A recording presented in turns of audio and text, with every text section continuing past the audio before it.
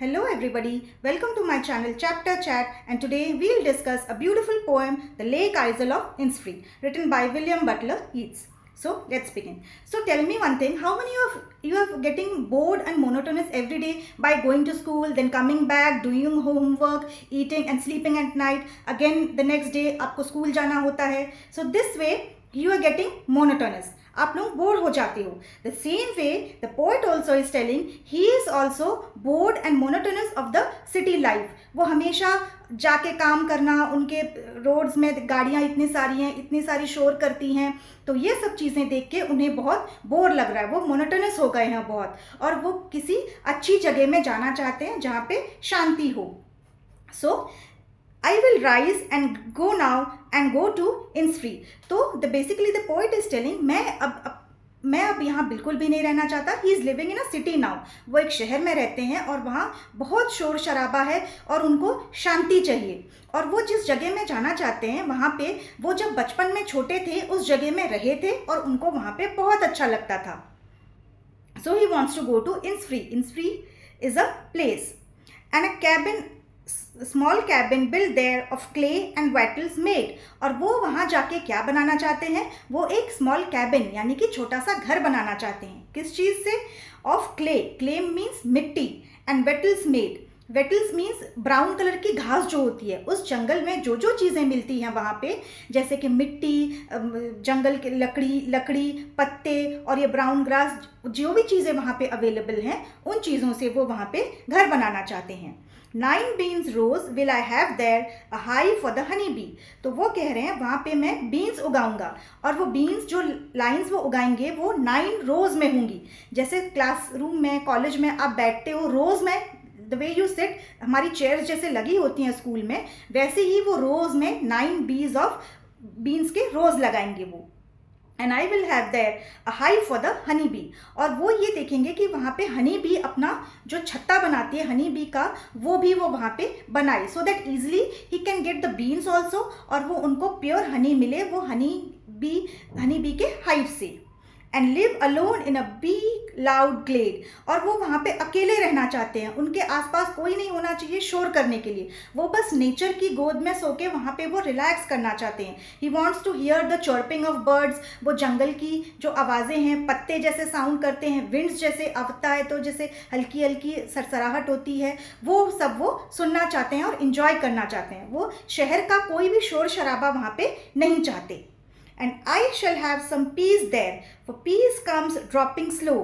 तो वो कह रहे हैं मैं वहाँ पे शांति महसूस करूँगा, मुझे वहाँ पे बहुत अच्छा लगेगा.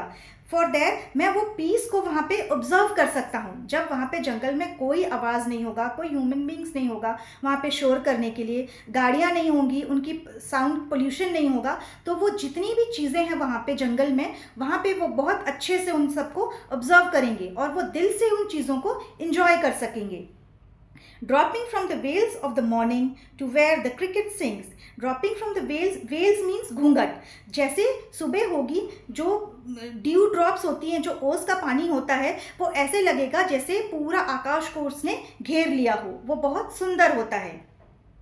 To the mornings where the cricket sings. और मॉर्निंग्स में जैसे cricket is a small bird जो बहुत आवाज़ करता है, टर टर आवाज़ करता है. सो वैसे ही वो आवाज़ें करेंगी, और वो आवाज़ पोएट को बहुत अच्छा लगता है, उनको बहुत खुशी मिलती है वो आवाज़ सुन के. There's midnight all the glimmer. Glimmer is low light. जैसे ही रात होगी तो लाइट, सन तो होगा नहीं, तो वहाँ पे लो लाइट होगा, ज़्यादा लाइट नहीं होगा, डिम हो जाएगा लाइट, पर उस डिम लाइट में भी वो बहुत इंजॉय करेंगे. And Noon a purple glow. और जैसे ही आफ्टरनून होगा स्काई एक पर्पल कलर में बदल जाएगा और वो भी बहुत खूबसूरत लगेगा उस जगह पे. And evening full of linnets wings. और जैसे ही इवनिंग होगा, इवनिंग में लिनेट इज अ बर्ड, उसके इतने सारे लिनेट्स होंगी वहाँ पे कि उस लिनेट्स के विंग्स जब आप स्काई में देखोगे पूरा स्काई फुल होगा उन लिनेट्स बर्ड्स के विंग से. वो लिनेट्स स्काई में उड़ेंगी और वो स्काई को बहुत खूबसूरत बना देंगी. बहुत सारे होंगे वहाँ पे स्काई में. I will arise and go now for always night and day. अब वो कह रहे हैं मैं यहाँ से अब बिल्कुल जाना चाहता हूँ, night and day means both, मैं दिन में भी वहाँ पे रहूँगा और नाइट में भी वहाँ पे रहूँगा, ताकि मैं उन दोनों चीज़ों को बहुत इंजॉय कर सकूँ। I want to enjoy the day as well as the night.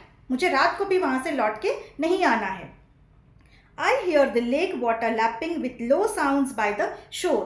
अब वो कह रहे हैं कि जो लेक का पानी है जैसे शोर में आता है, तो जैसे आवाज़ करता है, तो उस आवाज़ में जब When I stand on the roadway or on the pavement grey, तो मैं जब रोड में खड़ा होता हूँ या पेवमेंट में खड़ा होता हूँ, मुझे उस तरह की आवाज़ें बाय द शोर सुनाई देती हैं। I hear it in the deep heart score।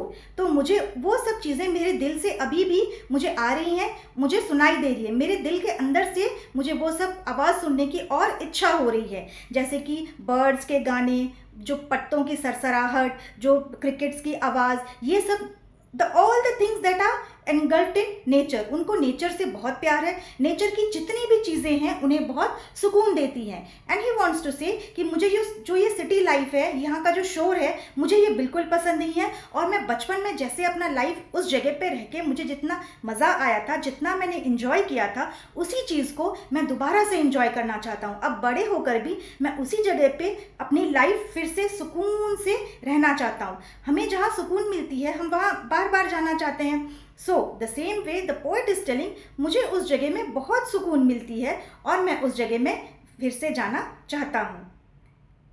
Thank you.